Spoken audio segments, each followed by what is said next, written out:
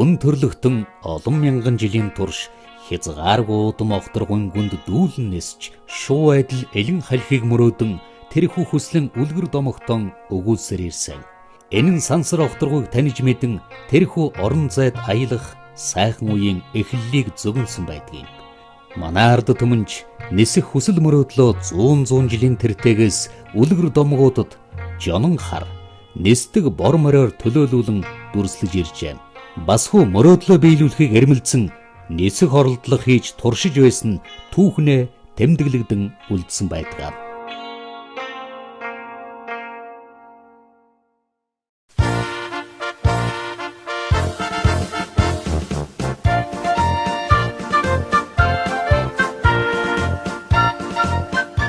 Манай улсад нисэх хүчин үүсч хөгжсөн түүх нь цэрэг Батлан хамгаалахын салбартаа салшгүй холбоотой байдаг.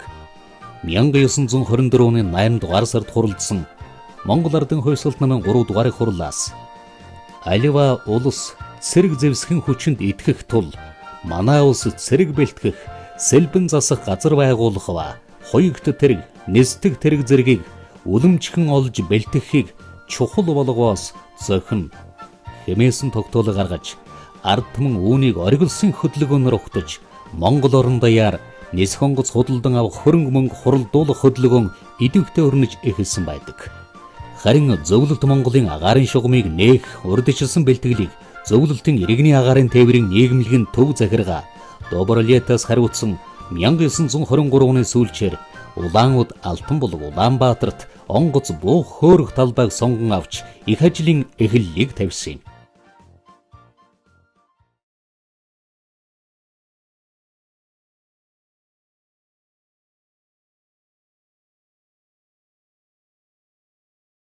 Мянган 1925 оны 5 сарын 25-ны өдрийг нисэх хүчний үүсэл хөгжил эхнийхэн гарааг авсан өдөр гэж ингэж тооцож энэ өдрийг нисэх хүчин үүсгэн байгуулагдсан өдөр гэж ингэж тэмдэглэж ирсэн. Зөвлөлтийн нисгч Александр Лайпен гэдэг хүн U13 гэдэг онгоц Улаанбаатарт буулгасан ийм үйл явдал болсон. Тухайн цаг үедээ бол энэ томоохон үйл явдал байжээ. Одоогоор энэ Батлан хамгаалахын амны зүүн талд, Улаан хоронгийн наахан талд Авцааруудын ордны хавцаа энэ онгоц буусан юм шиг байна. За энд ч гэсэн өнөөдөр одоо бас тэр үйл явдлын тэмдэглэж нисэх утасны хөшөө байдаг.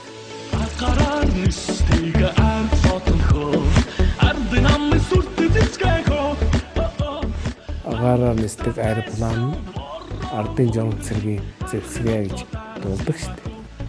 Тэгэхээр энэ бол хийдэн гэхээр бидний ойлгож байгаа 21 онд манай нутаг дэвсгэр рүү одоо манай хувьсгалд туслахаар аэроплан орж дайн онгоцнууд орж буухгүй ч гэсэн бөмбөгчд бусаад хил даваад явцдаг байсан. Ингэж бид нар ингэж ойлгоод байгаа юм аа.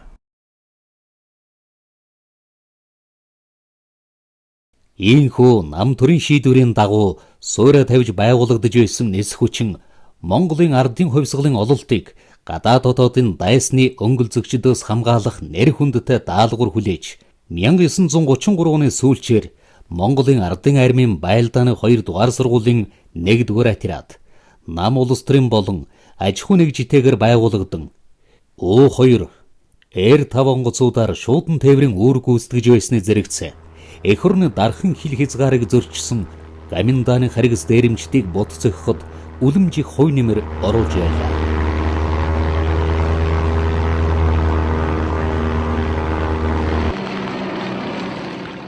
Цаашид Монголын нисэх хүчийн хөгжөөд 1939 оны дайн халдгалын дайн 1945 оны чөлөөлөх дайнд оролцоод байсан байна. Тэнд оролцоход бол одоо жишээ халдгалын дайнд Испани интернационалны бригадад нисэж байсан нөгөө зөвлөлтийн Аасч хүрчээд энд нисээд үндсэндээ бол Японуудыг бод нэрэгдсэн байна. Манай нисэгчдийн дундаас бүгд наримт Монгол ард улсын агаарын Зоригт Баатар Дэмбэрэл, эрхэм нисэгч Шагдар Сүрэн, нисгэгч Хошууч генерал Зайсанов, Лувсан Дамба, банзарагч нарын эрэлхэг алдар цуутнууд төрөн гарсан бидний бахархал билээ. Эдгээр алдартнуудын нэг нь Монгол улсын анхны нисгэгч Дэмбэрэлийн Жамбаян. Тэрээр 1930-аад онд нисэх бригадын байлдааны 1-р отрядын дараагаар ажиллаж байсан бөгөөд Байлдааны гавьяаны 1-2 дугаар зэргийн одонгоор шагнагдж байлаа. Харамсалтай Жамбаг, Японы тагнуул Гендэн, Дэмэд нарын хувьсгалын эсэргүү бүлгийн гишүүн хэмээн саазаар ялалсан.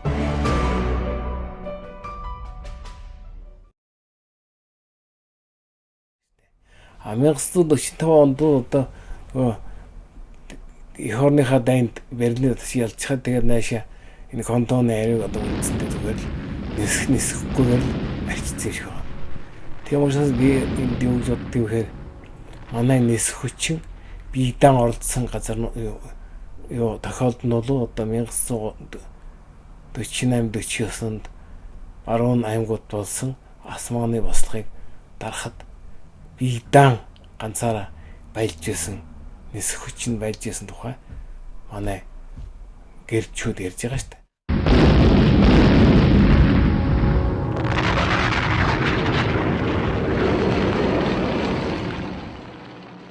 Дөрвөн E15 5 по 2 онгоц байсан. Дөрвөн E15-аар Зайсанов би Жамбалдорж, Давгдорж бид дөрөв нисдэг. 9 по 2-аар Лусан заа, Нисхийн Лусан заа гэж алдарч байсан. Лусан, Лүндэг Дамба, Лусан Дамба, Зэ Утас. Даштава тэр вэмбэгжээсэ. Тэр үед бол одоо генерал Зайсанов командж байсан зэрэг хүчнийг. За тэрэнд яг оролцож байсан хүн одоо Монгол улсын Баатар Гавьяад нисгэж дугарын гунгаа хошиж генерал. Тэгээ энэ хоёрыг бол одоо энэ оноо зэрэг хүчний одоо командд их хувь нэмэр оруулсан гэж бид нар үздэг л дээ.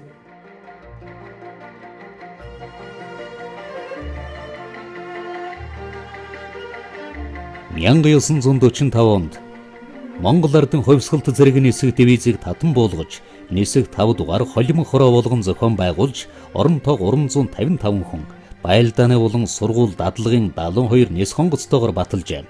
Шинэ байгууллагын нисгэгч техникчид Байлдааны болон өдөр шөнийн дадлаг нислэгийг тогтмол хийж байсан бөгөөд 1950 он хүртэл үйл ажиллагаа нь идэвхжсээр байсан юм. Зэргийн нис хүчин эх орноо батлан хамгаалах үндсэн үргээ биелүүлэхин зэрэгцээ иргэний зориултаар шуудан хүргэх, эмнэлгийн яаралтай тусламж үзүүлэх, онц чухал албаны хүмүүсийг хүргэх, байгалийн гамшигтай тэмцэх, агаарын спортыг хөгжүүлэхтэй холбогдсон нислэгийг хийсээр иржээ. 1956 онд бөхөгт байрлаж байсан энэхүү хорооны тээврийн отрядыг Монголын иргэний агаарын тээвэр болгоод Байлдааны онгоц өвхий хэсгийг батлан хамгаалахын яамны харьяа 109 дугаар холбооны эскадрил болгон буян тухайгийн дэнжид нүүлгэн шилжүүлсэн. Мяатын анхны дараагаар цог ажиллаж байсан бол холбоо эскадрилийн дараагаар Гавьяад нисгэгч Цэрэнд орж ажиллаж байсан. 109 дугаар холбоо эскадрил нь 1970 он хүртэл дангаараа нисэх хүчний үүргийг гүйцэтгэсэн юм.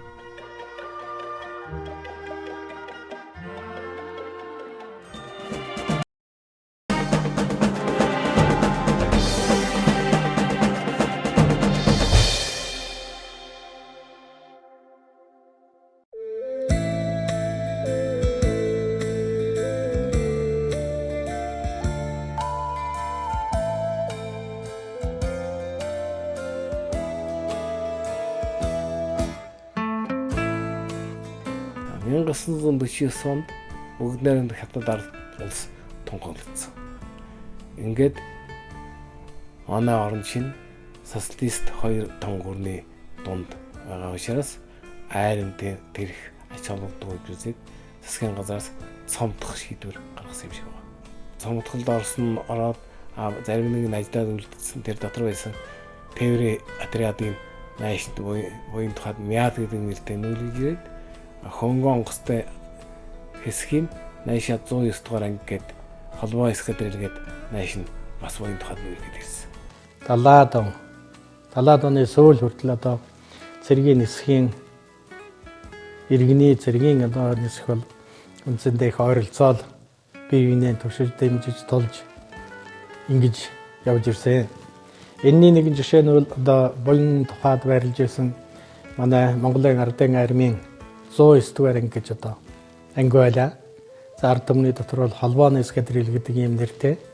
Тухайн үедээ иргэний нисгэд тэглэж байсан тэр техник хэрэгслэр цэргийн холбоо харилцааг хангадаг. Манай ангиас их олон одоо алдар гавьяатай хүмүүс төрж гарсан юм. Гавьяат нисгч савгж байгаа. Гавьяат нисгч дугрын царин дөрж байгаа. Эднүүд бол дандаа одоо манай зөвсгөгчний алдартай хорондоо нар. Гавьяат нисгч бүрүүсрэн гэдэг одоо сайн нисгч байлаа. Гавьяат нисгч янаргой байна. Гавьяат нисгч төгсийн сугар байна. Нисхийн гавьяат техник царин дөрж байна. Бид нэг үед одоо сургууль номд хамт явж мэрэгжил эзэмшиж 109 дугаар ангид алав хааж исэн ийм хүмүүсийн тухай би ярьж байгаа юм. 1970 оноос зөвлөлт холбоот улстай хийсэн хамтын ажиллагааны гэрээ ёсоор цэргийн нисхүүчний бие бүрэлдэхүүн техник хэрэгслийг сайжруулах шаардлагатай болсон. Тиймээс байгалийн чанар дахь цэргийн дүүргийн бүрэлдэхүүний байгаль агаарын нисхүүчний армийн дивизийг Монголын нутагт байрлуулсан. Энэхүү дивизийн бүрэлдэхүүнд Монгол ард эскадрил багтаж байсан бөгөөд хожимо алайхад цэргийн аэродром болон өргөжин хөгжсөн юм.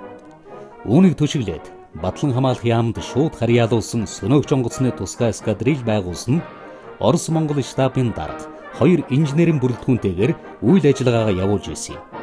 Эдгээр боловсон хүчнүүд төр засгийн эс хүчнийг өргөдөхөн сайжруулах бодлогын дагуу зөвлөлт холбоот улсад бэлтгэгдсэн мэрэгжилтнүүд байлаа.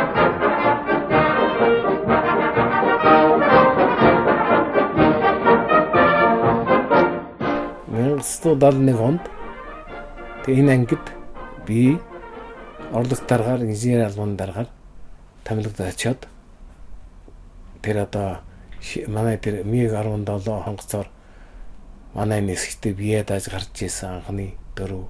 Тэрний тэгээд одоо тугаагаар дуулж явж ирсэн. Энэ бүхэл би одоо тэнд одоо ажиллаж ирсэн учраас энийг бүгдийг өөрөө мэдэх юм аа. Анхны нисгчмаар манай дөрөв нисгч бүрдэрж өснийг саран гэрэл цогцойхон. Тэднүүсээ би дагаад МиГ-17 онгоцоор нисээд эхэлж явах юм. Би өөрөө үзсэн. Энэхүү эскадрилийг улам өргөжүүлж бие бүрэлдэхүүнийг нэмэгдүүлэх шийдвэр гарч 1977 оноос МиГ-21 онгоцоор техник шинжилэлт хийж бүхэл бүтэн тактикийн нэгж хороо болгосон юм. Энэхүү хороо нь 3 эскадрилтай эскадрил тусвар 12 байлдааны онгоцтой үйл ажиллагаагаа явуулж бүх айрмын хэмжээнд зохиогдож байсан хээрийн сургуйлалт болон цэргийн бараатад амжилттай оролцох болсон. Сөнөөгч онгоцны анги байгуулагдсан. Дарга нь одоо Воронко гэж Воронко онтооны инглиш дэвтэрнда Шатаун дарга нь Хошош Постников нэслэг хэрэгс орлогч нь шууд Лейтен гэх ийм одоо Орос даргатай юм ингээд бид хоёрлаж ирсэн. За би бол ингээд тэр ангийн одоо анхны ерөнхий штабнаар дамжигдаж ирсэн. Ингээд тэр ангид одоо анх нэслэг хийгээд эхэлж байгаа. Манай ангид бол анги одоо бас улс төрийн орлогч дэвтэрнда шийнэн Шатаун дарга алдан тийм хүмүүс одоо тэр ангид очиж бас одоо Монгол даргатай болж ингэж одоо бид нар тэр ангийг одоо үүсгэн байгуулж хөгжүүлсэн юм төвхтэй. Бид бол одоо сөнөөгч онгоцоор бэлтгэл хийжсэнээс гадна мөн бөмбөгдлөг, за мөн бие бүрэлдэхүүнээ одоо амьдралын сайжруулах, орон сууцтай болгох, за бусад ажлуудыг бол хийжсэн. Тус анги нь 1971 оны ардын хувьсгалын 50 жилийн 1981 оны ардын хувьсгалын 60 жилийн мөн 1971 оны 3 сарын 18-нд Монгол Ардын хувьсгалт намын төв хорооны бие бүрэлдэхүүнд үзүүлэх нислэгийг амжилттай хийсэн. 1985 онд Монгол Ардын хувьсгалт намын төв хороо улс төрийн төвчөнд үзүүлэх нислэгийг амжилттай хийж үнэлгээ авч байсан. Мөн армийн удаа дарын хээрийн сургуулиуд амжилттай оролцож өөрийн нэр төртөө биелүүлж байсан байна. Хэрлэн 73, Говь 77 хээрийн сургуульд амжилттай оролцож намцэг төрөөс өндөр хүнлэг авч байсан. Энэ хугацаанд би 1971-ээс 1991 онд Жагсаалын нисгчээс хорон зохицыг хүртэл бүх алуун тушаалыг дамжин 1991 онд тэтгэвртэй гарсан. Мансан гади хүрээсээ мох тэнгэрибэж хөвчсөн хүн тумаа бүгдсоо Монгол цэргийг дуудъя. Улс орны аюулгүй байдлын манаанд зогссоор ирсэн цэргийн нис хүчнийг хөгжүүлэх тал дээр Батлан хамгаалах яамнаас анхаарсаар ирсэн. Үүний нэг илэрлэл нь Төв аймгийн Алтан булаг сумд байгуулагдсан Ми-24 байлдааны нисдэг тэрэг бүхий 251 дугаар тусгай эскадрильон.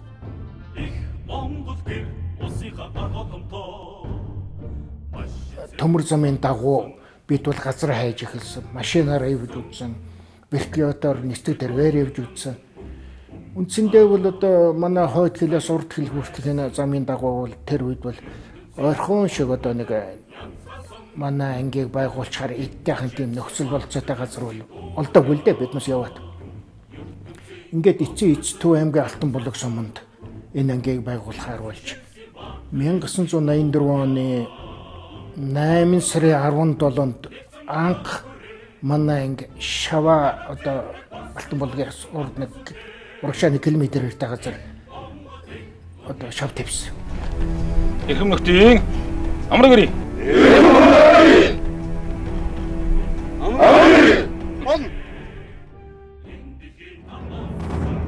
1990 онд 251 дугаар тусгай эскадрильийг Надайх руу нүүлгэн шилжүүлж тэр цагаас хойш Монгол улсын зэвсэгт хүчний нисхийн 337 дугаар анги нэртэй улсыг.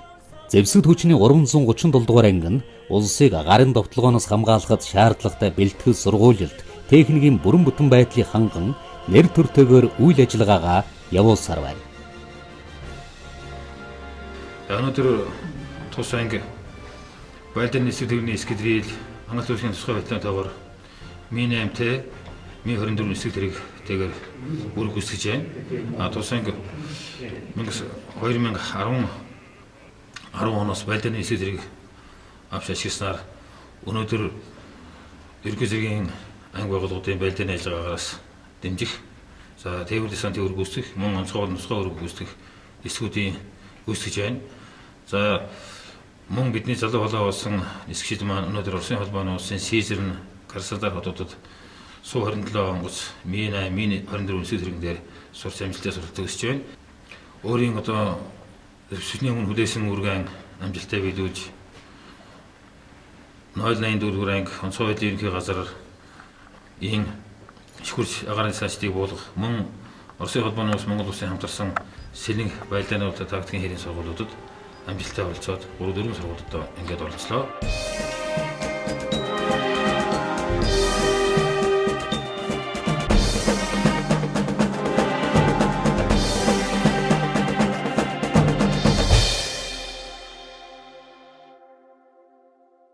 За Монгол улсад нисэх хүчин байгуулагдсны 90 жилийн Ардаа армийн 137 дугаар анги байгуулагдсны 45 жилийн ог тохиолдолд нийт бие бүрэлдэхүүндээ эрүүл энх, ад жаргал, сайн сайхан бүхнийг өсөн өрөөё. Бид өнөөдөр үе үе ахмад айчид мөн одоо зэвсгчэнд ажиллаж байгаа, нисгүүчэнд ажиллаж байгаа нийт нисгч дэнжээ техникийн бүрэлдэхүүндээ нисгүүчний 90 жилийн баярын мэнд төрөж ад жаргал, сайн сайхан бүхнийг өсөн өрөөё. Өнөөдөр энэ салбарт ажиллаж байгаа олон мянган мэргэжилтнүүд, инженер техникийн ажилтнууд, аэродром, холбоо навигацийн ажилтнууд та бүхэнд баярын мэндчилгээ дэвшүүлж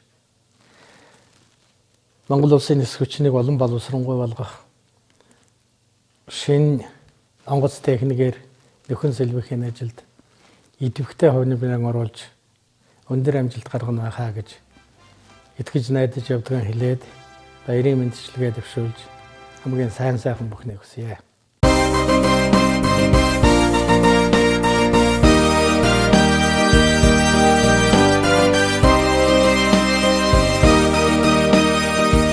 Ялалт амжилт бас хүү ориглон их хөдөлмөрийн дурсамж дурддах нь нэс хүчний түүхэн замнал энэ билээ.